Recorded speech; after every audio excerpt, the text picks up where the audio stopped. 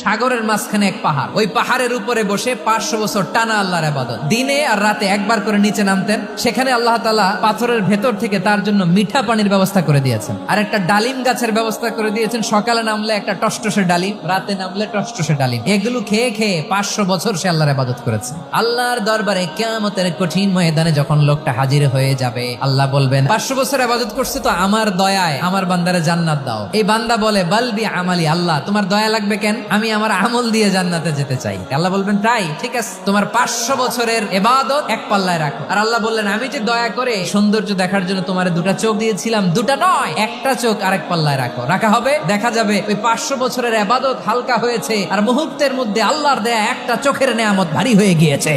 ফলাফল দেখো, হিসাব বলে তুমি এখন জাহান্নামে যাবা, যাও এবার জাহান্নামে যাও। এবার লোকটা কাচুমাচু করে বলে আল্লাহ এবার আমি বুঝতে পেরেছি তোমার দয়া ছাড়া দুনিয়ায় কেউ জান্নাতে যেতে পারবে না।